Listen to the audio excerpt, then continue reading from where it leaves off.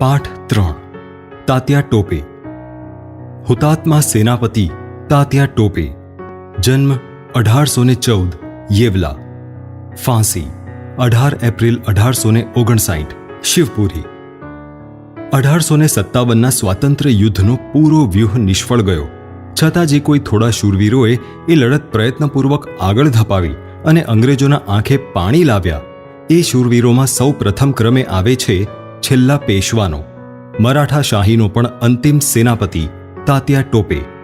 તાત્યાનું મૂળ નામ હતું રામચંદ્ર પાંડુરંગ ભટ્ટ. એમનો જન્મ સન 1814માં મહારાષ્ટ્રમાં યેવલામાં થયો હતો.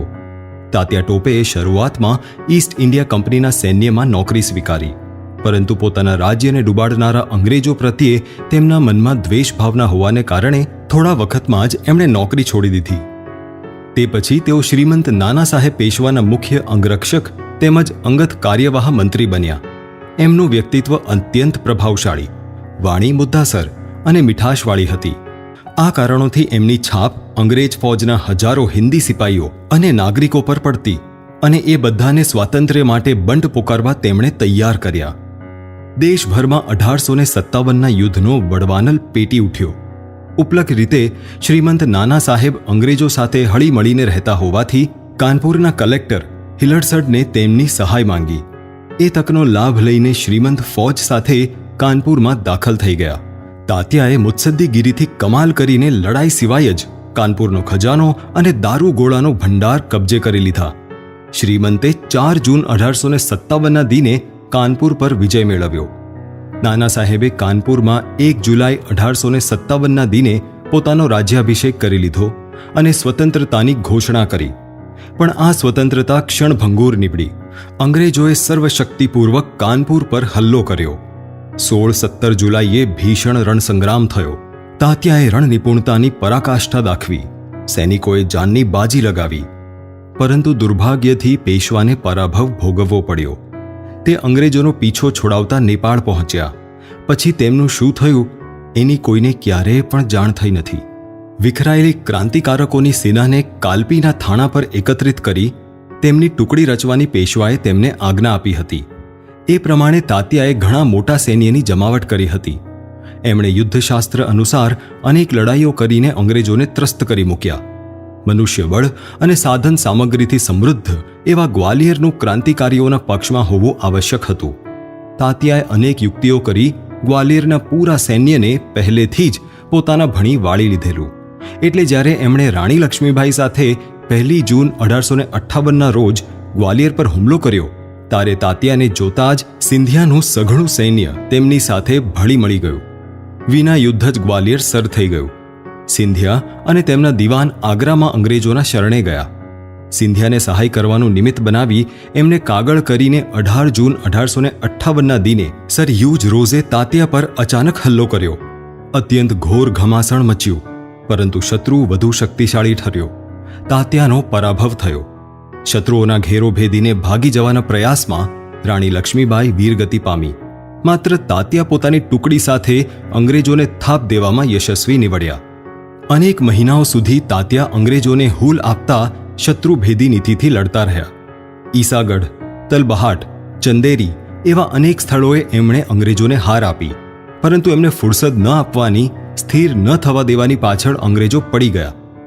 પાર્ક, મિચેલ અને બેચર જેવા 3 શ્રેષ્ઠ અંગ્રેજ રણધુરંધરો શિયાળની જેમ એમનો પીછો કરી રહ્યા હતા.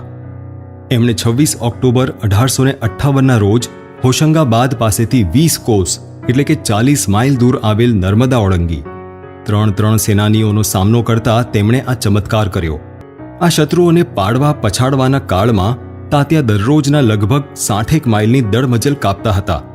આ ભાગમભાગના, પીછેહઠના અને વિજય પરાજય તથા સંતા કુકડીના કાળમાં પણ તાત્યાએ હજારો લોકોમાં સ્વતંત્રતાની પ્રેરણા પ્રગટાવી. એમના અંતરમનમાં ક્રાંતિના સ્ફુલિક પેટાવ્યા. કષ્ટ, ભૂખમરો અને મૃત્યુ સિવાય અન્ય કંઈ બદલો મળવાની આશા ન હોવા છતાં નવા તરુણોની તેમની સેનામાં સતત ભરતી થતી રહેતી હતી. કેટલાક પ્રસંગે તેમના દળમાં 10-10 હજાર સૈનિકો હોવાનું અંગ્રેજોએ અનુભવ્યું. એમાં તાત્યાનું વ્યક્તિત્વ તો કારણભૂત હતું જ, પણ સાથે સાથે એ સમયમાં પૂરા દેશમાં સ્વતંત્રતાની ભાવોર્મીની લહેર પણ એટલી સભર હતી યોગ્ય નેતૃત્વ મળતા જ સ્વતંત્રતા સારું જાન હથેળીમાં લઈ ઝઝૂમનારા પણ અનેક હતા. એથી એ પણ સિદ્ધ થાય છે કે આ કેવળ સૈનિકોનું બંડ કે મુઠ્ઠીભર વિલાસી સંસ્થાનિકોનો બળવો સ્વાર્થી યુદ્ધ નહોતા.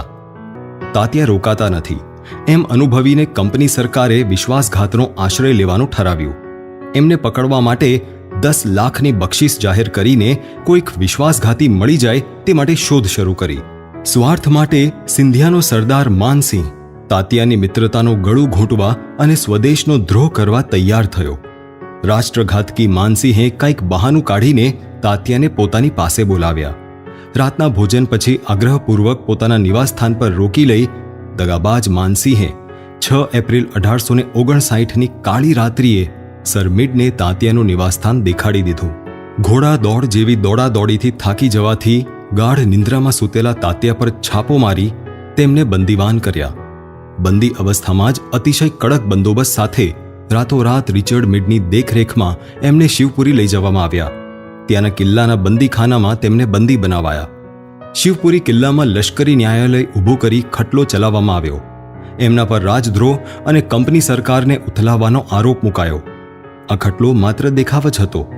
પારકાઓનો તે ન્યાયાલય તાત્યાને માન્ય નહોતું, એટલે એમણે મૂકેલા આરોપની એમને લેશ માત્ર તમા નહોતી. તાત્યાને ફાંસીની સજા ફટકારવામાં આવી.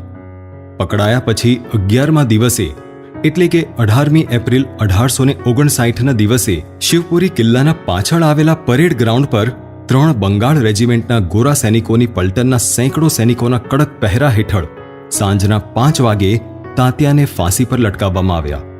ફાંસીની વિધિ જોવા માટે સેંકડો અંગ્રેજ સ્ત્રી પુરુષ ઉપસ્થિત હતા. 1857ના સ્વાતંત્ર્ય સંગ્રામ અસફળ રહ્યો. અનેક સંસ્થાનો ખાલસા કરાયા. સંસાર ઉદ્ધવસ્ત થઈ ગયો. હજારો વીરગતિ પામ્યા. ક્રાંતિકારકોને ફાંસીથી લઈને કાળા પાણીની શિક્ષા થઈ. યજ્ઞકુંડ બુઝાયો, પરંતુ તેની રાખમાંથી જ ભાવિ પેઢીમાં પુનઃ ક્રાંતિના બીજ અંકુર ફૂટ્યા.